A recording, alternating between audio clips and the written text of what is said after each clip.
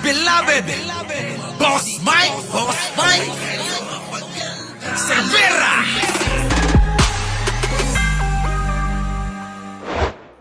Barment case. Si Nako! dating Executive Secretary Vic Rodriguez ang naghain ng reklamo ang pamangkin ni dating Vice President Jejomar Binay na si Na. Jason Binay Suarez. Nako! Ayon kay Suarez, Yari ka, no? Oh. Paring Vic, ano na nangyari sa'yo? Nasira na karera mo, ha? Mukhang yung mga pangarap mo sa politika, mukhang nawala ng bigla, no? Gumuho na parang kastilyong buhangin. Oh, di ba? Yan ang problema sa mga balimbing. Tandaan nyo mga kababayan, kapag kabalimbing ka, wala ka talagang pupuntahan. Paano yan? Yung bata mo, si Maharlika, lilipat na raw. Nagkausap kami kagabi, Tatanggapin nyo ba si Maharlika? Oh, bata nito yun eh. Oh, sabi siguro ni Maharlika, walang yang Vic Rodriguez to. Yari ako neto, hindi nanalo. Paano na yung pangarap namin? Akala ko ba malakas? Grabe, no? Oh, grabe, no? Oh, sige tuloy. bag ni Rodriguez ang tungkulin niya bilang abogado ni PBBM nang magbunyag ito ng sensitibong impormasyon sa Yan. libro niyang Kingmaker. Ayan na, kingmaker daw siya. Ito ho yung self-proclaim na kingmaker daw. Pero yung sarili niya, di niya napanalo.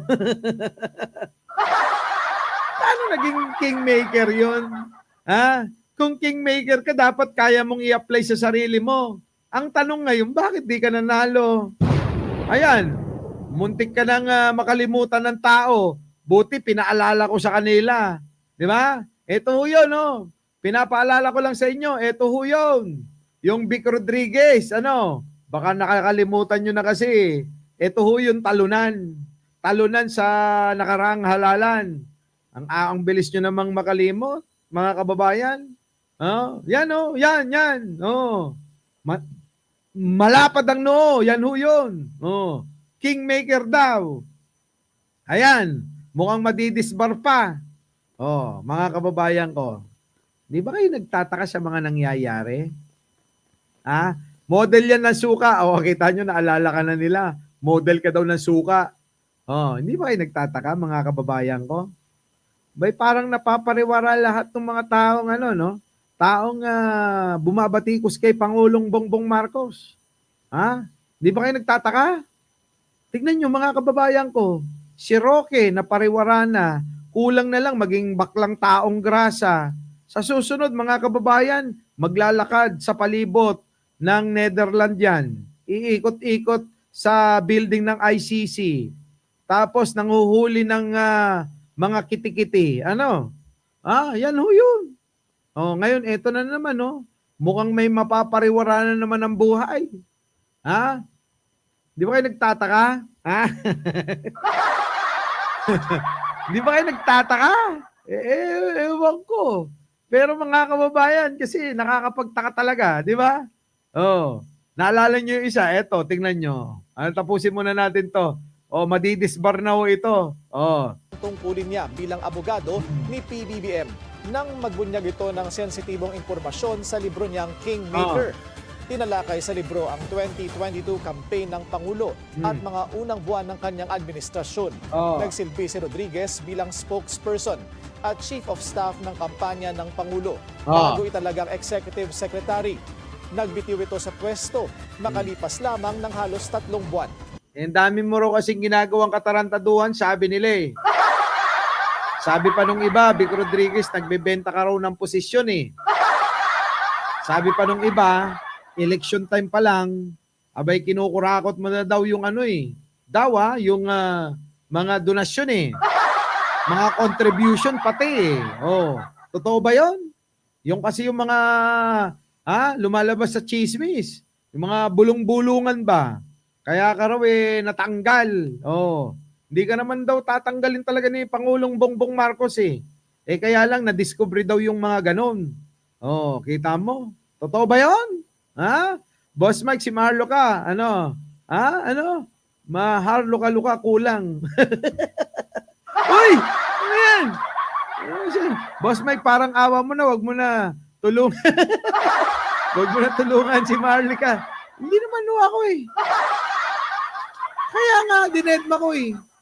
Sabi niyo sa akin, mga kababayan, babalik na ako. Sino? Bakit ka babalik? Anong babalik? Ay kung ako, ayaw kitang kasama na eh. Tama lang, naging magkaibigan tayo, pero magkasama na naman tayo eh. Baka ako na lang lumipat sa kabila eh. Ha? Pwede ba yun? Ha? Swap na lang. Di ba? Ikaw lilipat ka rito, ako. Aalis ako. Oo. Pupunta na lang ako sa kabila. Di ba? Ay, kung nasa kabila ako, mga kababayan, meron akong 2 kabayo. Nasa kaliwa, nasa kanan. Di ba? Mas masaya yun. Ha? Magiging 2 kabayo ko ron. Di ba? Hindi ko naman sinasabing si Libayan tsaka si Banat Bay yan, ha? Si Mangusin ang tinutukoy ko. 3 pala sila. Eto na. Pag inayunan mo yang si Maharlika, magagalit ako sa iyo talaga. Kaya nga eh! Ayoko nga! Sino may sabing gusto? Sabi ko sa kanya, oy, ayaw kitang makasama rito. Aminin mo, Maharlika.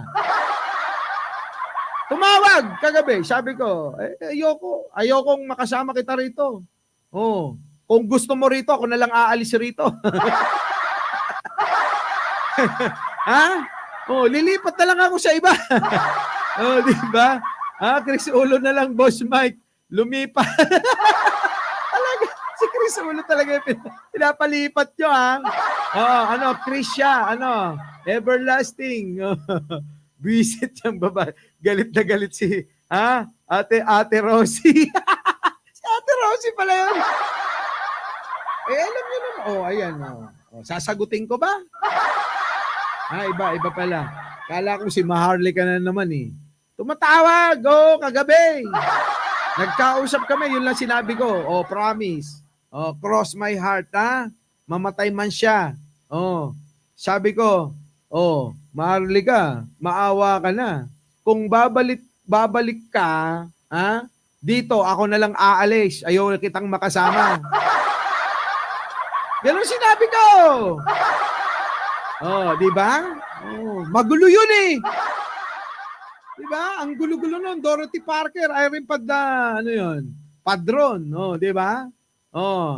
Tibingem. Di ba? Nagtaka ko parang wala silang takot sa Pangulo. Hindi nagtrabaho. Pwede ba? Huwag mo nang entertain. Baka sabihin niya, yan, nag-text na, nanonood. Hoy, mag-comment ka. Nanonood daw si Maharlika ngayon. Huwag ka na mag-chat. Nanonood ka pala. Sagutin mo si Ate Rosie, confrontay mo. Ate Rosie, nandyan, nanonood. Ano sasabihin mo sa kanya? Ayan, nanonood. Nag-chat, Ate Rosie! Ba't ka biglang nawala? Natakot ka kay Maharlika? Hindi, nag-chat. Nag-chat. Tigilan mo si Luca. Oo nga. Di ba? Natatakot na siya. Natatakot ka na, Ate Rosie? Hoy! Ito. Hoy, Itad. Hoy!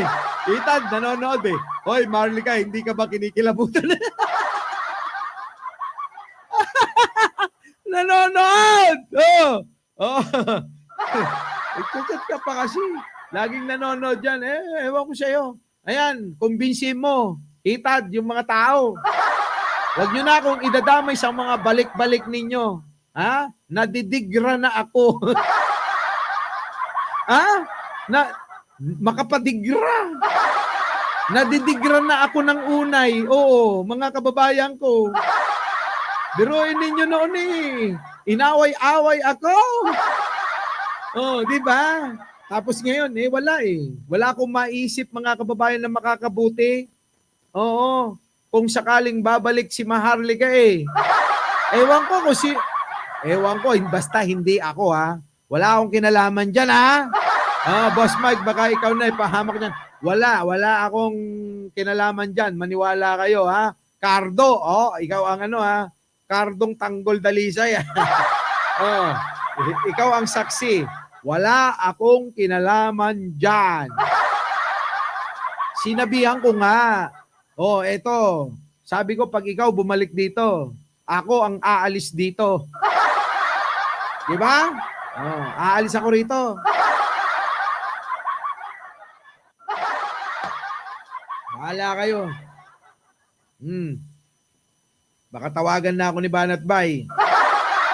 Sabihin nun, Mike Cervera, dito ka na. Palitan mo yung 3 banateros dito. Ang bobobo nila eh. Pwede ba? Sabihin ni Banat Bay, tayong dalawa na lang tandem ha. Di ba mga kababayan? Paano yun? Bahala na kayo kay Maharlika. Basta hindi ako, wala akong kinalaman dyan. Ulitin ko. Wala akong kinalaman dyan. Tanong nyo na lang kay Atty.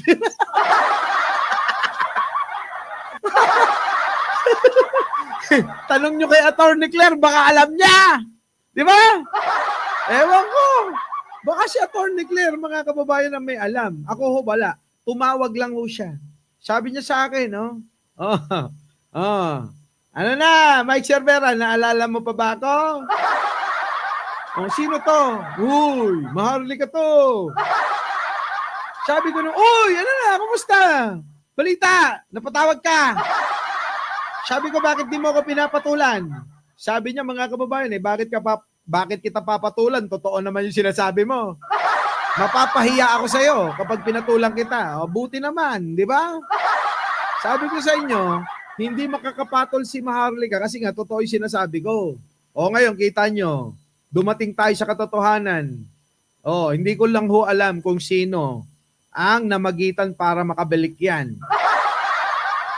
Tanong nyo na lang kay Atty. Claire Castro, ha? Ito na, mga kababayan ko.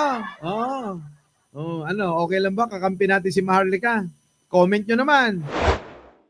Our beloved Boss Mike Cervera.